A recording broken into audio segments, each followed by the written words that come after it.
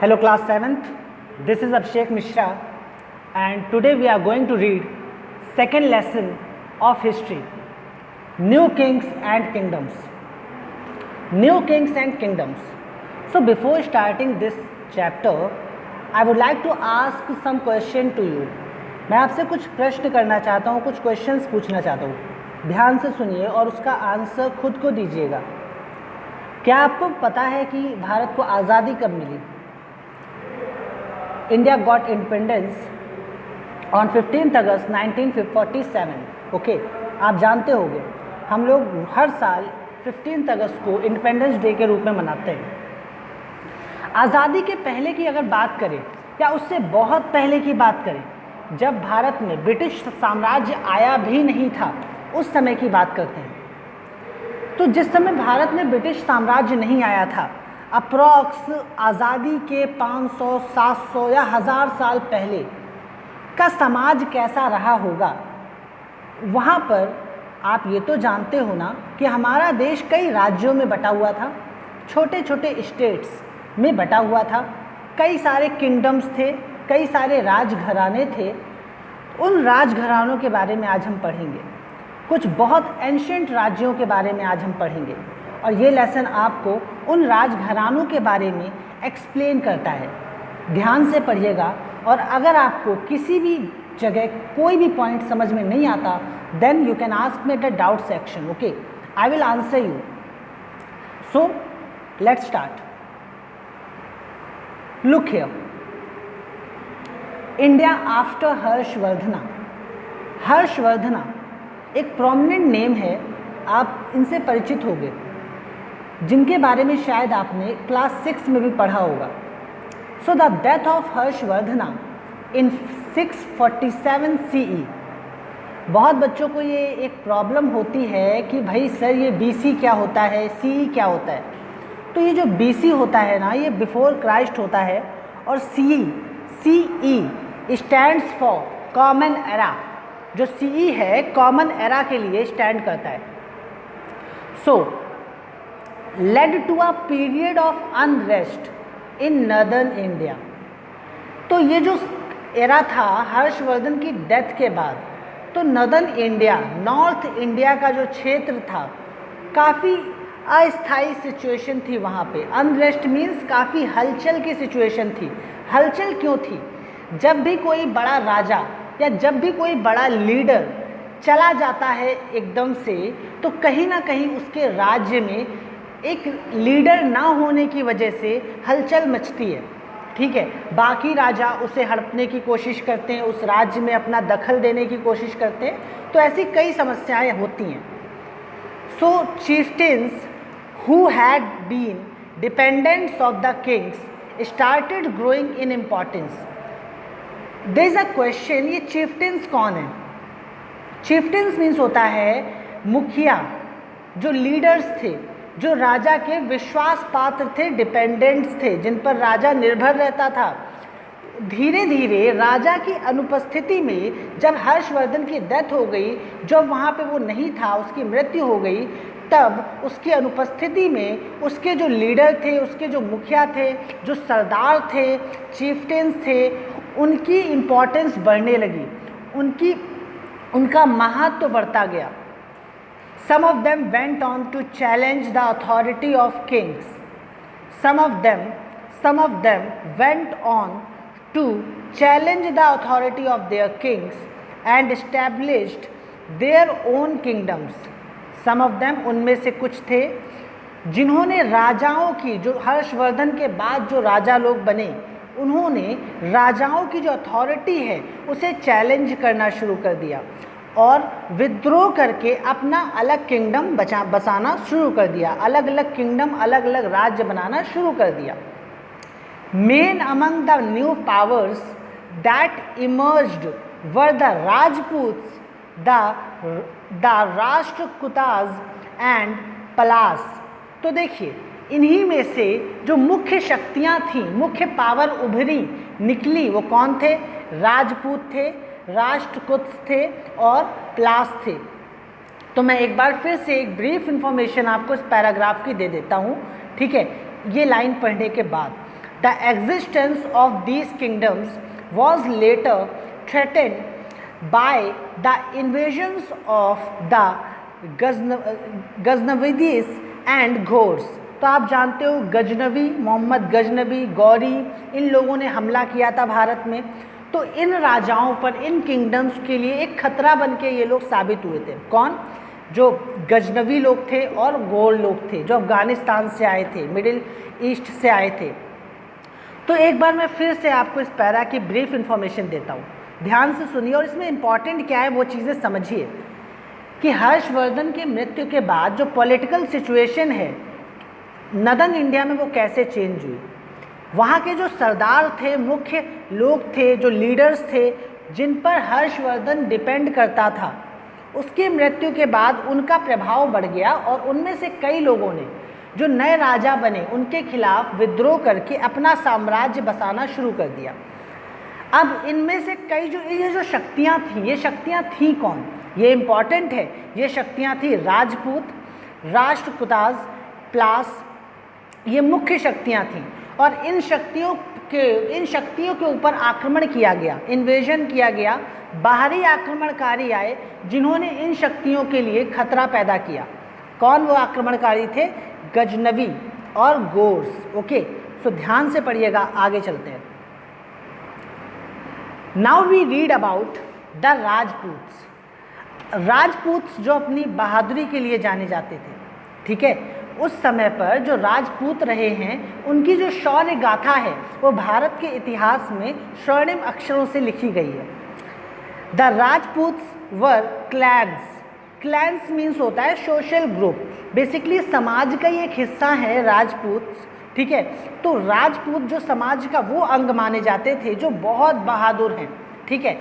Who stabilised several powerful kingdoms in northern and northwestern India from the 8th to the 12th centuries, trained from a young age in the art of warfare।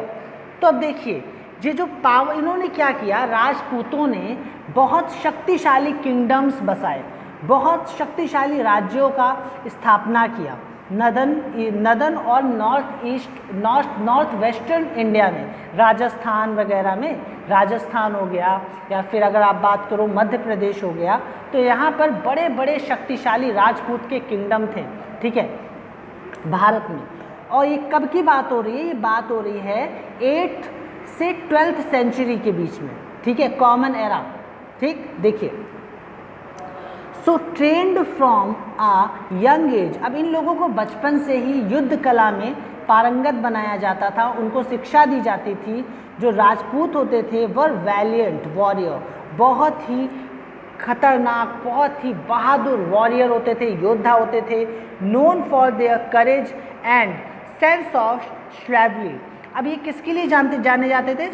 स्वेवली। तो देखिए, करेज मतलब साहस, बहादुरी के लिए जाने जाते थे, उदारता के लिए जाने जाते थे, ठीक है। ये कभी भी वॉर में लड़ते वक्त अपनी जान की परवाह नहीं करते थे। Of the many Rajput dynasties, two of the more prominent ones were the Gurjara Pratiharas and the Chahamanas. जो चहमानस हैं ये चौहान्स हैं। कौन है?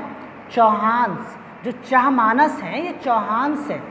गुर्जरा, प्रतिहारस, इन सब के बारे में आगे डिटेल से मैं आपको पढ़ाऊंगा। तो अभी जो आगे आप पढ़ने जा रहे हो ये आप राजपूतों के बारे में पढ़ने जा रहे हो, ठीक है। आई होप जितना मैंने आपको पढ़ाया अभी तक आपको समझ में आया होगा। अगर कोई भी डाउट है, if you have any doubt, any problem, any query, then you can ask me at the doubt section.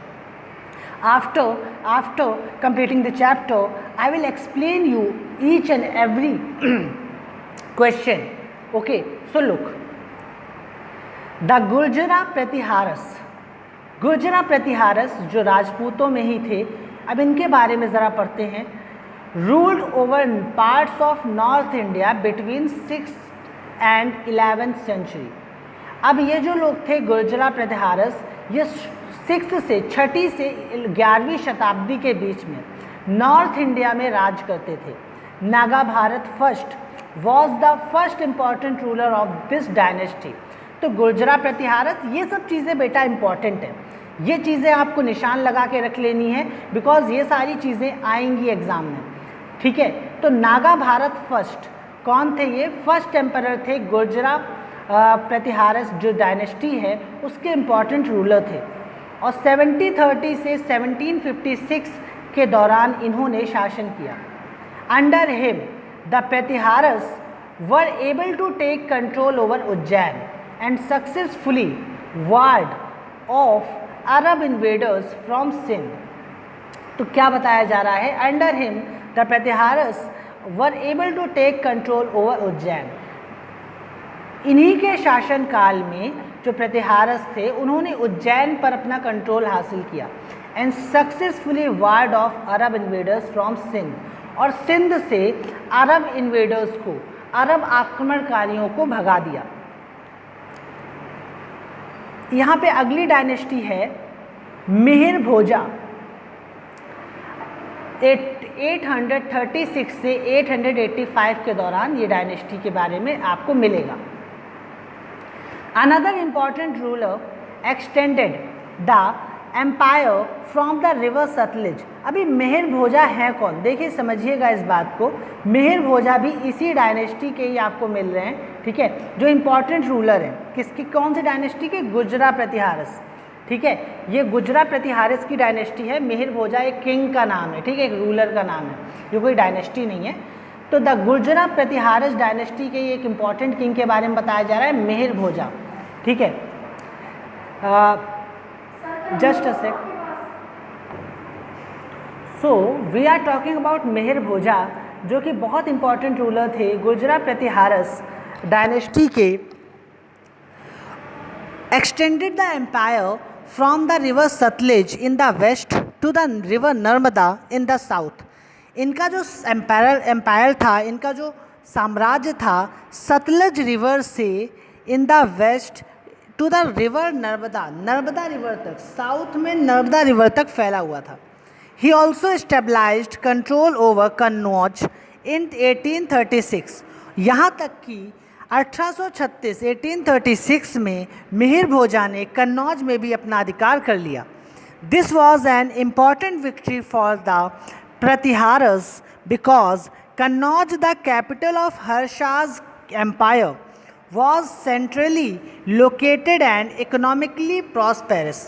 तो अब ये प्रतिहारस के लिए, जब प्रतिहारस डायनेस्टी के लोगों ने कन्नौज पर शासन स्थापित कर लिया, तो ये इनके लिए बहुत बड़ी विक्ट्री थी, क्योंकि हर्षाज एम्पायर, हर्ष के एम्पायर के समय से ही कन्नौज कैपिटल थी और ये बहुत ही इकोनॉमिकली प्रॉस्पेरस थी।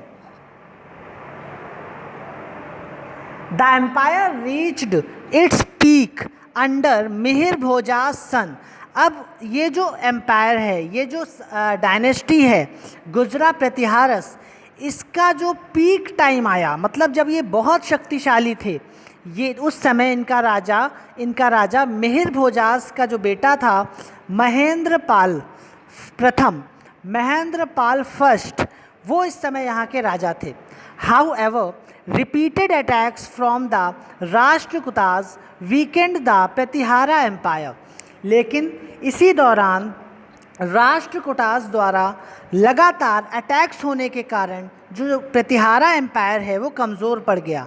And by 1950 it had started crumbling, और 1950 तक ये टूटना शुरू हो गया।